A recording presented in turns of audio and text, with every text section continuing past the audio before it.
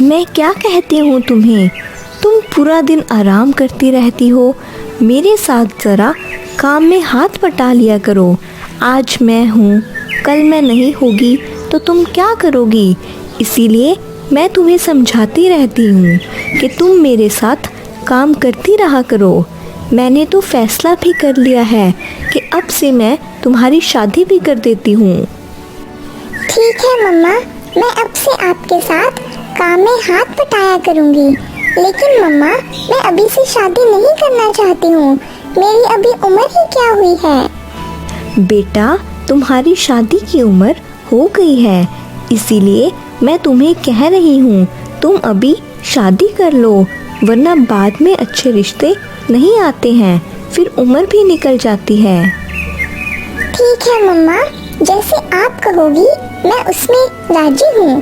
आपकी मर्जी, आप जैसे मर्जी कर लो। ठीक है बेटा, फिर मैं तुम्हारे लिए कोई अच्छा रिश्ता तलाश करती हूँ और तुम्हारी शादी कर देती हूँ। फिर अगले दिन टोनी चिड़िया के घर पर उनके मामा जी रिश्ता लेकर आ जाते हैं और टोनी चिड़िया से कहते हैं, अरे अरे आइए मामा जी, कैसे हैं आप लोग। अरे बेटा मानव, तुम बताओ तुम कैसे हो। चिड़िया आंटी, मैं बिल्कुल ठीक हूँ। आप लोग सुनाइए, आप कैसे हैं सब। बेटा टोनी, मैं तुम्हारे पास एक ज़रूरी काम से आया हूँ। मैं अपने बेटे मानव की शादी तुम्हारी बेटी कोमल चिड़िया के साथ करना चाहता हूँ। अरे वाह मामा जी, ये तो आपने बहुत ही अच्छी बात की है। वैसे भी मैं अपनी कोमल चिड़िया के लिए रिश्ता ढूंढ ही रही थी, और आपका बेटा मानव वो तो कितना ज़्यादा अच्छा है और कितना संस्कारी भी है। अरे वाह वाह टोनी बेटी, मुझे तुमसे यही उम्मीद थी। चलो चलो टोनी बेटी, मैं यहाँ पर रुकने के लिए आया हूँ, और जब कोमल चिड़िया की शादी मेरे मानव बेटे से हो जाएगी तो मैं अपनी कोमल बेटी को भी साथ ही ले जाऊँगा। ठीक है मामा जी, बस मैं एक बार अपनी बेटी कोमल चिड़िया से बात कर लूँ, फिर हम कोमल चिड़िया और मानव चिड़े की शादी कर देंगे। चलो अब आप आराम करें, तब तक मैं आप लोगों के लिए कुछ भोजन जमा करके आती हूँ। आप लोग कितनी दूर से सफ़र करके आए हैं, थोड़ा आराम कर लीजिए। फिर टोनी चिड़िया भोजन जमा करने के लिए चली जाती है।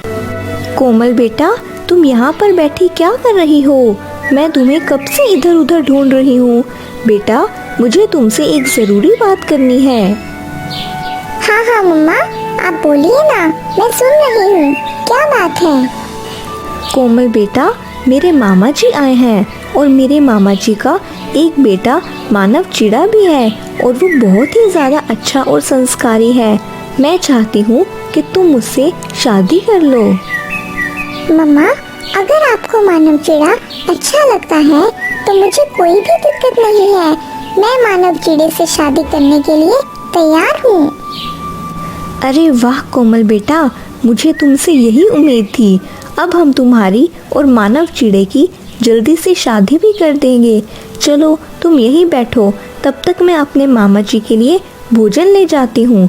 मामा जी, मेरी बेटी कोमल चिड़िया आपके बेटे मानव चिड़े से शादी करने के लिए तैयार हो गई है। अब हम जल्दी से इन दोनों की शादी करा देते हैं। ठीक है टोनी बेटी, हम इन दोनों की शादी जल्दी से कर देंगे, लेकिन अभी तो शादी के लिए हमें काफ़ी सारे काम करने पड़ेंगे, जैसे कि सारे पक्षियों को शादी पर दावत के लिए बुलाना होगा, और शादी के लिए काफ़ी सारा भोजन भी जमा करना होगा। मामा जी, आप बिल्कुल भी चिंता ना करें, मैं सारे पक्षियों को दावत दे आऊँगी। और हाँ, इस जंगल में सारे पक्षी बहुत ही ज़्यादा अच्छे हैं। वो मेरे साथ शादी के लिए भोजन ढूंढवाने में बहुत ही ज़्यादा मदद करेंगे। मामा जी, आप लोग ये सब बातें छोड़ें और जल्दी से भोजन खा लें। आप लोग कितनी दूर से आए हैं, आप लोगों को भूख भी लग रही होगी। फिर टोनी चिड़िया अपनी बेटी कोमल चिड़िया और मानव चिड़े की शादी की दावत सारे पक्षियों को दे रही होती है। तोते भैया, आप मेरी बेटी कोमल चिड़िया की शादी में आइएगा। मैंने उसकी शादी अपने मामा जी के बेटे मानव चिड़े के साथ तय कर दी है। अरे वाह वाह चिड़िया बहन, हम तो सालों से आपकी बेटी कोमल चिड़िया की शादी का इंतजार कर रहे थे। आखिर वो दिन आ ही गया। हम आपकी बेटी की शादी में जरूर आएंगे। चिड़िया बहन, शादी में तो भोजन की काफी ज्यादा जरूरत पड़ेगी। आप बिल्कुल भी चिंता ना करना, हम सारे पक्षी मिलकर आपके साथ भोजन ढूंढवाएंगे। तो ठीक है तोते भैया, कल हम सारे पक्षी मिलकर एक साथ चलेंगे और शादी के लिए भोजन जमा करेंगे। फिर टोनी चिड़िया कालू कौवे को शादी की दावत देने के लिए चली जाती है। कौवे भैया, रानी कौवी, मैं आपसे एक बात करने आई हूँ। मैं अपनी कोमल चिड़िया की शादी अपने मामा जी के बेटे के साथ कर रही हूँ। आप लोगों को मेरी बेटी कोमल चिड़िया की शादी में ज़रूर आना है। और हाँ, कल सुबह सारे पक्षी एक साथ मिलकर भोजन ढूंढने के लिए जाएंगे। आप लोग भी कल भोजन ढूंढने के लिए आ जाइएगा। अरे, हमने आज तक अपने लिए कभी भी भोजन नहीं जमा किया और हम इस टोनी चिड़िया की बेटी की शादी के लिए भोजन नहीं जमा कर सकते हैं। मैं कोई इस टोनी चिड़िया से बहाना बना देता हूँ। टोनी चिड़िया, हम दोनों को माफ़ कर दो। कल हम दोनों तुम्हारे साथ नहीं दाना जमा करने जा सकते। कल रानी की माँ ने हम दोनों की दावत रखी है, इसीलिए हम दोनों को वहाँ पर जाना पड़ेगा। कोई बात नहीं कौवे भैया, आप माफ़ी मत मांगिए, इसमें आपकी कोई गलती नहीं है। हम सारे पक्षी मिलकर भोजन जमा कर लेंगे। ठीक है, चलो अब मैं चलती हूँ। फिर टोनी चिड़िया वहाँ से चली जाती है। कालू, इस टोनी चिड़िया की बात सुनकर तो मेरे दिमाग में एक शैतानी आइडिया आ गया है। रानी, कब तुम्हारे दिमाग में शैतानी आइडिया नहीं आता है? हर वक्त तो तुम्हारे दिमाग में शैतानी आइडिया भरा ही होता है। अच्छा बताओ, क्या शैतानी आइडिया आया है तुम्हें? कालू, शादी के लिए सारे पक्षी बहुत सारा भोजन जमा करेंगे। अगर हम लोग शादी के दिन वो सारा भोजन चुरा लें तो हमारे मजे आ सकते हैं। रानी, ये क्या कह रही हो? अगर हमने शादी के दिन वो सारा भोजन चोरी कर लिया तो इस तरह वो बेचारी टोनी चिड़िया की तो इज्जत खाक में मिल जाएगी। अरे मेरे भोले कालू, मैं यही तो चाहती हूँ कि उस टोनी चिड़िया की इज्जत खाक में मिला दूँ। वो हर जगह आपको बुरा बनाती है। अब देखो, शादी के दिन मैं उसको कैसे नीचा दिखाती हूँ। देख लो रानी, बाद में पकड़े जाने के बाद मुझे मत कहना कि इसमें सारा कसूर मेरा है। अरे कालू, नहीं कहूँगी तुम्हें कुछ। बस जैसे जैसे मैं तुम्हें कहूँ वैसे ही करते जाना और फिर हम सारा भोजन उस दिन चुरा लेंगे। फिर रानी कौवी अपना आइडिया उस कालू कौवे को बताने लगती है।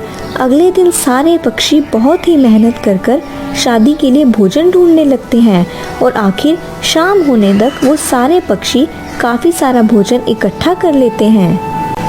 अरे वाह टोनी बेटा, ये तुम्हारे जंगल के सारे पक्षी तो बहुत ही ज़्यादा अच्छे हैं। देखो, एक दिन में इन सारे पक्षियों ने शादी के लिए कितना सारा भोजन इकट्ठा कर लिया है। मामा जी, अब शादी के लिए सारे इंतज़ाम हो चुके हैं। अब हम कोमल चिड़िया और मानव चिड़े की शादी कल कर देंगे। चलो सारे पक्षियों, अब तुम लोग बहुत ही ज़्यादा थक गए होगे। अब तुम लोग अपने घोंसले में जाकर आराम कर लो और कल मेरी बेटी कोमल चिड़िया की शादी में आ जाना।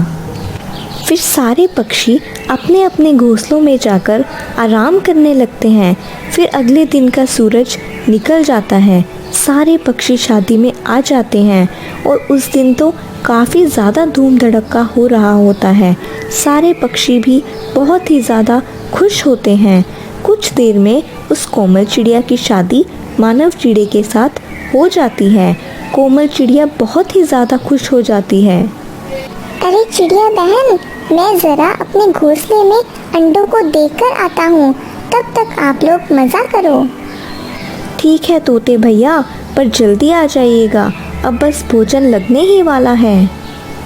इतना कहकर वो तोता अपने घोंसले में चला जाता है। कालू, अब भोजन लगने ही वाला है। भोजन लगे इससे पहले हमें सारा भोजन चुरा लेना चाहिए। चलो, जैसे मैंने तुम्हें कहा था वैसे करो जाकर। फिर कालू कौवा प्लान के मुताबिक सारे पक्षियों के पास आता है और वहाँ पर बेहोश होने का नाटक करने लगता है। अरे अरे, देखो देखो, इस कालू कौवे को क्या हो रहा है? ये ऐसे जमीन पर क्यों लेट गया है? अरे अरे कौवे भैया, आपको क्या हो रहा है? अभी तो आप एकदम ठीक थे। अरे ये कालू कौवे को क्या हो रहा है? कोई तो देखो आके। सारे पक्षी उस कालू कौवे को देखने लगते हैं तो इतने में वो रानी कौवी सारा भोजन लेकर वहाँ से भाग जाती है। जब रानी कौवी वो भोजन चोरी करके वहाँ से जा रही होती है तो वो तोता उसको देख लेता है। अरे अरे, ये रानी कौवी ये सारा भोजन लेकर कहाँ जा रही है? चलो चिड़िया बहन के पास जाता हूँ और उनसे ही पूछता हूँ। अरे चिड़िया बहन, मेरी तबीयत बहुत ही ज़्यादा खराब हो रही है। मैं अपने घर जा रहा हूँ। इतना कहकर वो कालू कौवा वहाँ से भाग जाता है। चिड़िया बहन, मैंने अभी देखा कि वो रानी कौवी सारा भोजन लेकर अपने घोंसले की तरफ जा रही थी। क्या वो भोजन आपने रानी कौवी को दे दिया है? अरे नहीं नहीं तोते भैया, मैंने तो उस रानी कौवे को कोई भोजन नहीं दिया है। अब समझ में आया कि वो कालू कौवा नाटक कर रहा था और पीछे से वो रानी कौवी सारा भोजन चुराकर भाग गई। अरे रानी कौवी, तुम लोग कभी भी नहीं सुधरोगे। तुम लोगों ने इस बार भी शादी में सारा भोजन चोरी कर लिया। चलो सारे पक्षियों, हम लोग ये सारा भोजन लेकर वापस चलते हैं। और हाँ, अब से तुम लोगों की यही सजा है कि तुम लोग इस शादी का भोजन नहीं खाओगे और भूखे ही रहोगे। फिर सारे पक्षी वहाँ से भोजन लेकर चले जाते हैं और कालू कौवा और रानी कौवी बहुत ही ज़्यादा शर्मिंदा हो जाते हैं और उस दिन भूखे ही रहते हैं। अगर आपको हमारी स्टोरी अच्छी लगी तो चैनल को सब्सक्राइब करना मत भूलिएगा।